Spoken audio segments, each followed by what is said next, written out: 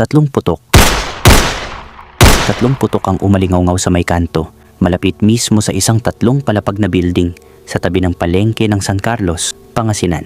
Sa loob ng ilang segundo, nawala ang isang buhay.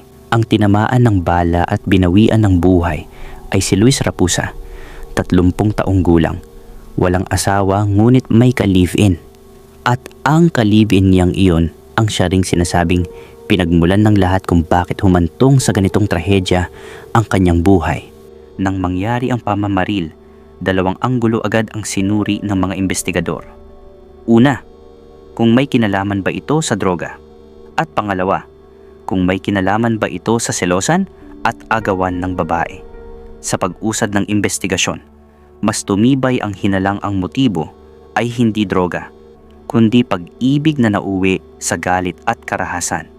Ang babaeng tinutukoy ay si Eliana Domingo. At nang sabihin nating kabit-kabit, mga kaibigan, ay hindi lang ito basta love triangle. Isa itong love square. 3 lalaki ang sabay-sabay na nasangkot sa iisang babae. Isang seaman na may regular na padala, si Arnolfo Quinto, si Luis Rapusa, dating OFW sa Taiwan, at si Dante Martin, isang empleyado ng LTO na may mataas na katungkulan. Sa iisang babae umikot ang kwento ng pagtataksil, pera, panlilinlang, at lihim na ugnayan. Si Eliana Domingo ay taga-Tayog, Pangasinan. Lumaki siya sa isang payak at tipikal na pamilyang Pilipino. Ang ama niya ay magsasaka na paminsan-minsan ay namamasada ng tricycle. Ang ina naman ay nagtitinda sa palengke. Walang luho ang kanilang buhay. Maganda si Eliana, hindi man artistahin ay may dating. Morena, mahaba ang buhok, at may ngiting madaling makuha ang loob ng lalaki. Marami ang humahanga sa kanya sa baryo, pero karamihan ay walang maibigay na kinabukasan. Kaya habang tumatanda siya, natuto siyang tumingin hindi lang sa pagmamahal, kundi sa kakayahang magbigay ng seguridad sa kanya sa buhay. Pera, nakapag-aral siya hanggang kolehiyo pero hindi nakatapos dahil sa kakulangan sa pera. Mas pinili niyang magtrabaho. Sa iba't ibang trabaho siya napadpad at doon niya natutunang makisama, magsinungaling kung kinakailangan at mag-adjust depende sa sitwasyon. Sa edad na 25, nagsimula nang magbago ang direksyon ng kanyang buhay. Sa kagustuhang makaahon, unti-unti niyang ginamit ang kung anong meron siya. Hindi niya itinuring ang sarili bilang masama. Para sa kanya, isa lang siyang babaeng lumalaban para sa mas maayos na buhay. Si Luis Rapusa naman ay isang dating OFW sa Taiwan. Tahimik, palabarkada, at mas kilala sa trabaho kaysa sa bisyo. Ilang taon din siyang nagtrabaho roon. Palipat-lipat ng pabrika, kumakayod para makaipon.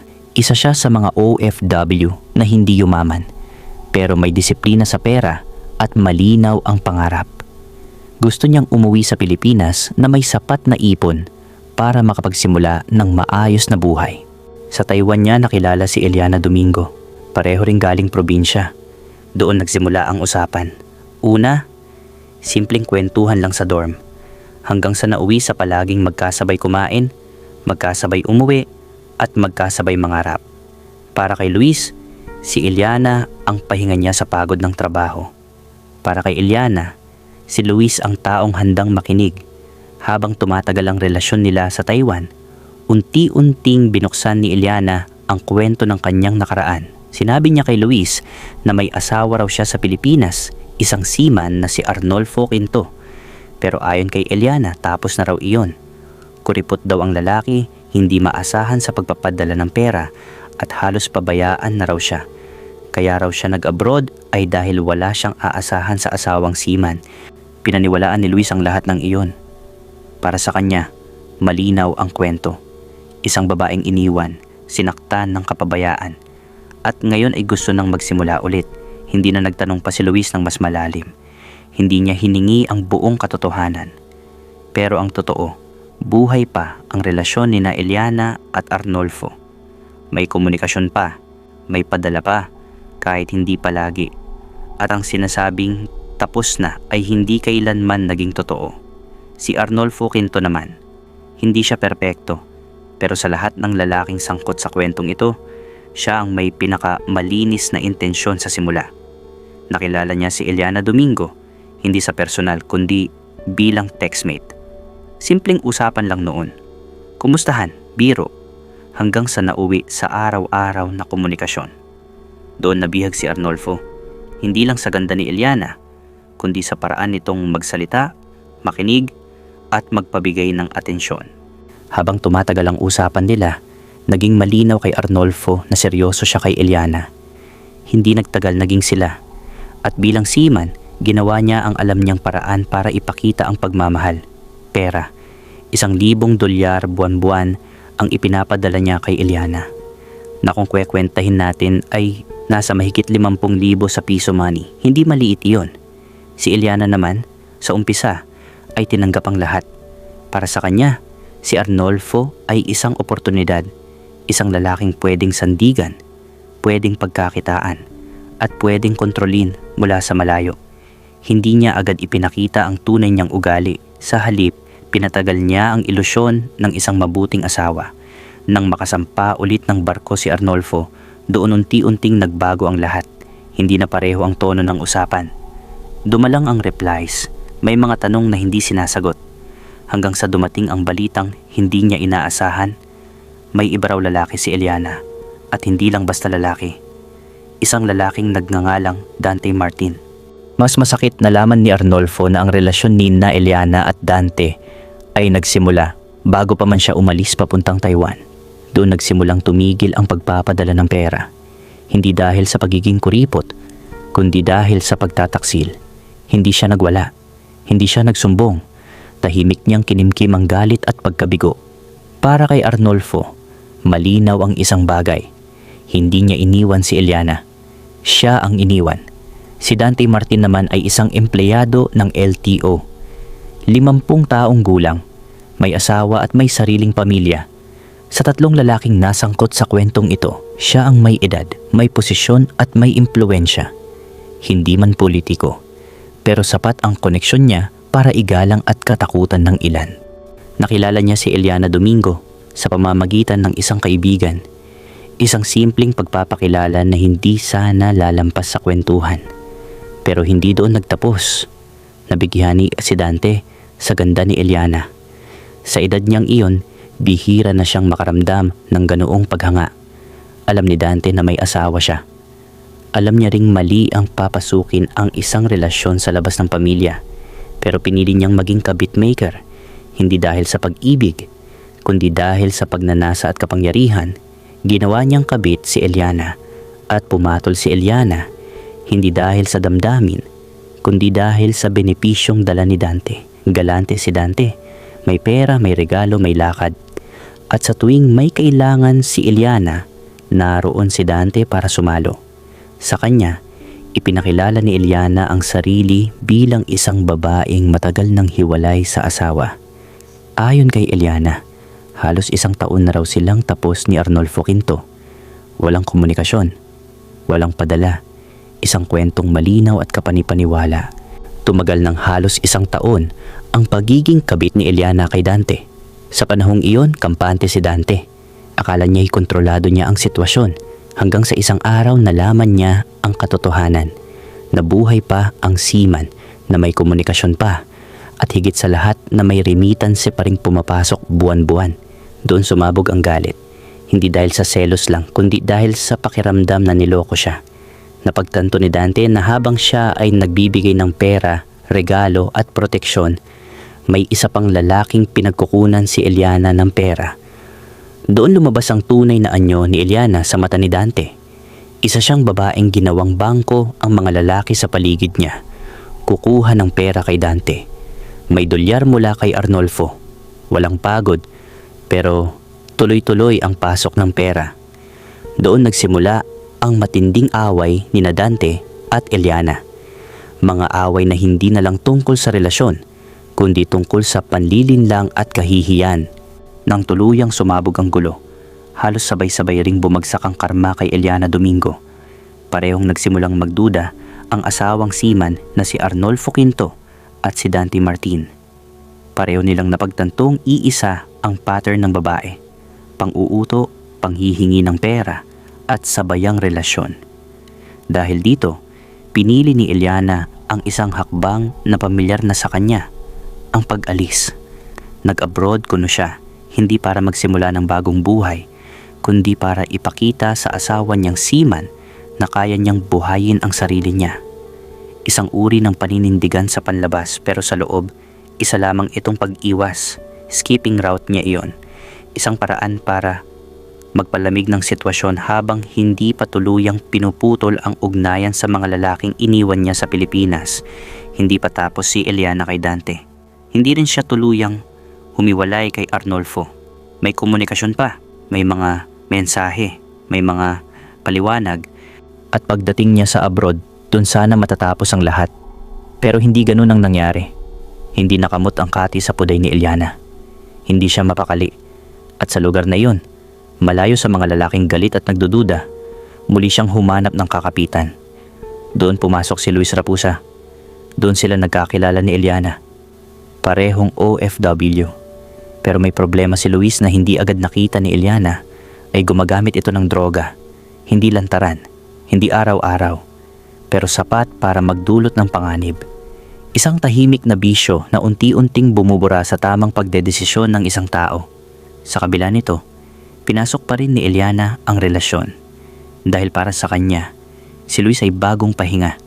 Wala pang galit, wala pang mabigat na nakaraan. At sa puntong iyon, 3 lalaki na ang sabay-sabay na nasangkot sa buhay ni Eliana. 3 magkakaibang mundo, 3 magkakaibang ugali, at isang babaeng paulit-ulit na tumatakas sa sarili niyang ginawang kabalbalan. Ayon sa investigasyon ng mga pulis matapos ang pagkamatay ni Luis Raposa, unti-unting nabuo ang buong larawan ng kanyang buhay at mga relasyong kinasangkutan niya. Sa pagkalkal ng mga awtoridad sa cellphone, mga chat, tawag, at personal na galaw ng mga sangkot, doon lumitaw ang serye ng mga pangyayaring nag-ugat sa panlilinlang, sa bayang relasyon, at kasinungalingang matagal na tinago. 5 buwan lang. 5 buwan lang ang pagitan ng kontrata ng dalawa. Mas mauunang uuwi noon si Eliana sa Pilipinas bago si Luis, na halos parang mag-asawa na. Nangako ang dalawa sa isa't isa. Mahal, pag-uwi natin sa Pilipinas, tayo na talaga. Sabi ni Eliana sa isang tawag base sa voice record na nakuha sa cellphone ni Luis. Oo, sa San Carlos tayo. Magnenegosyo tayo. Ayoko na bumalik dito, sagot ni Luis. Sa San Carlos, Pangasinan. Dahil taga San Carlos si Luis dito sa Pilipinas. At pumayag nga si Eliana. Ang sabi pa niya, magpapasibol daw sila ng panibagong buhay. Ayon sa mga chat, madalas silang mag-usap na parang tunay na mag-asawa. Kaya ko maghintay, mahal. 5 buwan lang. Text ni Luis. Pero sa 5 buwan na nauna si Eliana, doon muna siya uuwi sa Tayug, Pangasinan, sa bahay ng pamilya niya kuno. Pero ayon sa investigasyon, umuwi lang naman siya sa bahay nila ng seaman ang tunay niyang asawa. At nangyari na nga ang nangyari. Unang umuwi si Eliana sa Pilipinas. Sa umpisa, maganda ang komunikasyon ng dalawa. Smooth kumbaga. Tawag ni Luis gabi-gabi, batay sa call logs. Konti na lang, sagot ni Eliana. Pero hindi alam ni Luis na 1 buwan matapos umuwi si Eliana, ay umuwi rin ng Pilipinas ang asawa nitong si Arnolfo. Umuwi na ako, sabi ng seaman ayon sa mensaheng nakita sa phone ni Eliana. Akala ko matagal ka pa, sagot ni Eliana. At ang malupit, mga kaibigan, ay nagkabalikan na naman sila ng asawa niya. At syempre, may nangyayari na sa kanila. Isang bagay na hindi alam ni Luis at hindi rin alam ni Arnolfo na may ka-text si Eliana sa Taiwan. Good night, mahal. Ingat ka dyan. Text ni Luis. Good night, sagot ni Eliana habang katabi ang asawa. Ayon sa timeline ng mga mensahe, magaling magtago si Eliana dahil tuwing kada 3 buwan naman ang uwi ng seaman sa Pilipinas. At ayon pa sa mga nakalap ng pulis, kapag wala ang asawa niya, pumupunta naman siya sa isang bahay. Miss na miss kita, mensaheng ipinadala kay Dante. Sandali lang tayo, sagot ni Eliana. May ibibigay ako sa iyo, tugon ni Dante. Ang bahay ng matanda, ang empleyado ng LTO na si Dante. At may relasyon din ulit sila. Ang gulo ng damdamin ng babaeng ito, mga kaibigan. Ni hindi nga natin alam kung sino ang mahal niya o baka naman pera lang talaga ang mahal niya. At ayon pa sa investigasyon, kung bakit sa dami ng lalaking sangkot sa buhay niya o bumabayo sa kanya, ay hindi nabuntis si Eliana, ay dahil umiinom ito ng pills. Isa itong detalyeng lumitaw sa mga usapan niya sa iba't ibang lalaki. Ibig sabihin, ayaw nitong magkapamilya. Parang happy-go-lucky. Parang gusto lang manatiling dalaga. At dumaan nga ang 5 buwan na walang kaalam-alam si Luis sa mga nangyari. Hanggang sa tuluyan na rin siyang umuwi galing Taiwan. Sinalubong pa siya ni Eliana sa airport noon. May yakap, may halik, at may ngiti. Wala ni katiting na bakas ng kasinungalingan sa mukha ng babae. Sa wakas magkasama na ulit tayo, sabi ni Eliana habang yakap si Luis. Tapos na ang lahat. Dito na tayo magsisimula, sagot ni Luis. Walang kaalam-alam si Luis na sa 5 buwan na nauna si Eliana sa Pilipinas ay puro pakamot sa puday ang ginawa nito. Pero noong mga panahong iyon, wala naman ang seaman, wala rin si Dante. At dahil doon kampante si Eliana. Malinis ang eksena, walang sabit sa mata ni Luis. Sa tigas ng mukha ni Eliana, umuwi pa sila sa Tayug, Pangasinan, sa bahay mismo ni Arnolfo. At doon sinabi ni Eliana kay Luis na ang bahay daw na iyon ay pundar niya habang nasa abroad siya. Sabi ni Eliana, pinaghirapan ko yan sa Taiwan. Naniniwala si Luis. Tumira pa sila sa bahay na iyon ng ilang buwan. Parang mag-asawa. Parang legal. Pero hindi nila alam. May mga matang nakamasid at may mga bibig na handang magsalita. May nagtip kay Arnolfo. Isang kakilala. Isang taong alam ang galaw ni Eliana. Pare, may ibinabahay si Eliana, sabi ng kausap, sa mismong bahay mo. Hindi nagpasabi si Arnolfo. Hindi siya nag-text. Hindi siya tumawag. Dahil pwede naman siyang magpaalam sa barko. Kapag wala pa siyang 2 buwan sa kontrata, pwede siyang umuwi kung may emergency. At yun ang ginawa niya. Bandang dapit hapon nang mangyari ang lahat.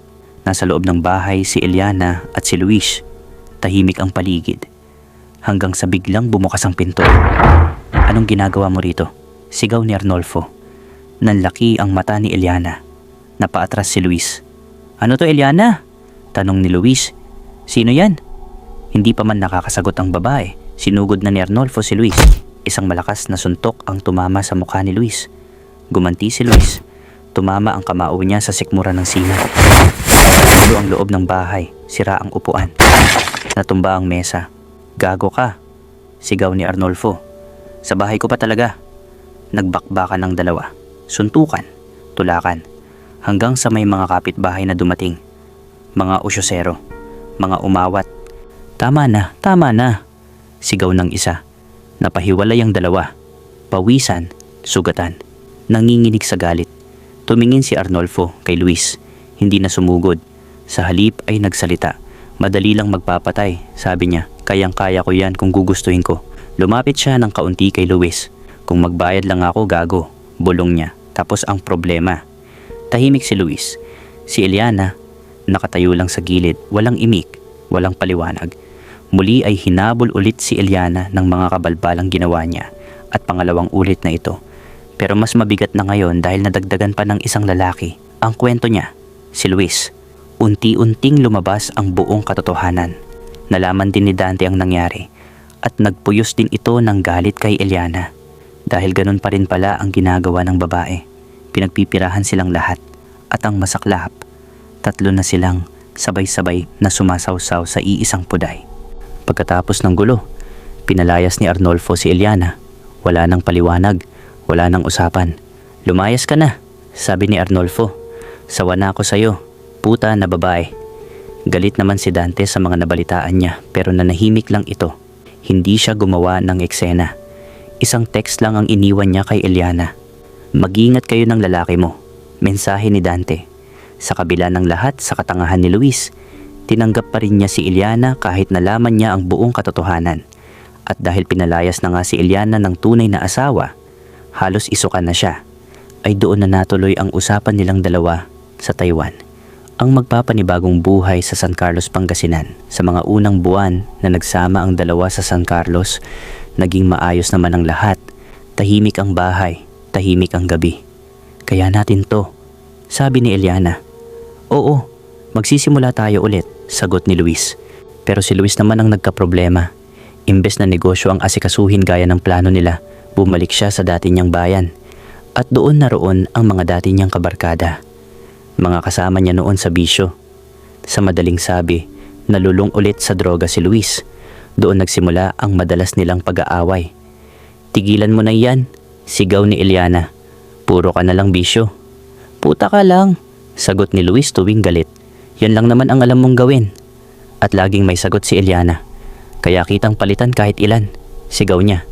Nagsisi ako na ikaw pa, na pobre, ang sinamahan ko. Paulit-ulit ang away. Paulit-ulit ang sigawan.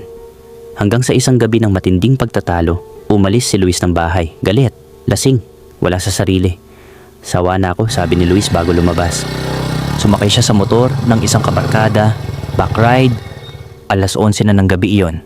Parang wala na siyang balak umuwi. Ayon sa kabarkada niya, alas 4 ng madaling araw nang ibaba niya si Luis sa tabi ng isang 3 palapag na building na may ilaw. Mga 300 metro na lang ang layo ng bahay ni Luis. Pero ilang minuto lang matapos siyang bumaba, may isang motor na dumating. May lulan na 2 tao, riding in tandem. Biglang huminto ang motor. Bumaba ang nasa likod. Lumapit kay Luis. 3 putok ng baril ang umalingaw-ngaw sa katahimikan ng madaling araw. Tumimbuwang si Luis. 2 tama sa ulo. 1 sa katawan. Umalis ang motor at ayon sa investigasyon ng pulis, doon nagtapos ang buhay ng lalaking naniwala, nagmahal at hindi na nakalayo sa maling tao.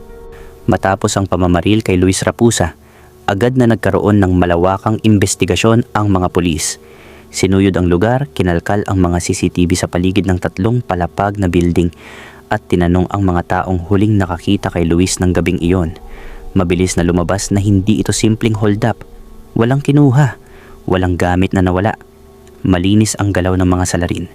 Riding in tandem. Targeted ang biktima. Unang tiningnan ng mga pulis ang mga kaibigan at kabarkada ni Luis, lalo na ang mga dating kasama nito sa droga. Isa-isa silang pinatawag. May mga umamin na huling kasama nila si Luis bago ang insidente, pero walang direktang ebidensya na nag-uugnay sa kanila sa pamamaril. May galit? Oo. May utang? Posibleng meron. Pero walang solidong patunay. Sunod na tinignan ang personal na buhay ni Luis. Dito na pumasok ang pangalan ni Eliana. Tinawag siya sa presinto. Hinarap ang mga tanong. Hinarap ang mga chat, tawag, at mga timeline. Wala akong alam, sabi ni Eliana. Natutulog ako noong mga oras na yon. Pero sa cellphone ni Luis, nakita ang mahabang usapan nila. Away, sigawan, pananakot. May motibo, ayon sa pulis. Pero wala pa ring ebidensya na nag-uugnay kay Eliana sa gunman. Wala siyang baril. Wala siyang nakita sa lugar. Puro hinala lang. Pumasok din sa investigasyon si Dante, isang empleyado ng LTO. May edad, may impluwensya. Tinignan ang galaw niya bago at pagkatapos ng insidente. Tahimik, masyadong tahimik. May galit siya kay Eliana. May text siyang iniwan. Mag-ingat kayo ng lalaki mo. Malakas ang dating ng mensaheng iyon. Pero hindi sapat. Walang record ng tawag. Walang CCTV na naglalagay sa kanya malapit sa lugar. Walang saksi. At syempre, hindi pwedeng hindi isama sa investigasyon ng seaman na si Arnolfo. May matinding galit. May banta. May suntukan na naganap dati. May linyang binitawan. Madali lang magpapatay. Pero noong oras ng pamamaril, nasa barko si Arnolfo. May dokumento. May tala ng oras. May saksi. Kahit gustuhin ng mga pulis na ikabit ang motibo sa kanya, hindi tumutugma ang oras at lokasyon. Bumalik ang investigasyon sa riding in tandem. Sinubukang tukuyin ang motor. Walang malinaw na plate number. Ang CCTV ay malabo. Ang mga saksi ay magkakaiba ang kwento. May nagsabing matangkad ang gunman. May nagsabing payat. Habang tumatagal, unti-unting nawawala ang mga lead. Ang galit ay malinaw. Ang motibo ay malinaw. Pero ang ebidensya kulang. Sa huli, Ayon sa mga pulis, malinaw na ang pagkamatay ni Luis Raposa ay hindi aksidente. Isa itong planadong pagpatay. Pero kung sino ang nag-utos, kung sino ang bumaril, at kung sino ang nasa likod ng lahat, iyon ang hindi kailanman napatunayan.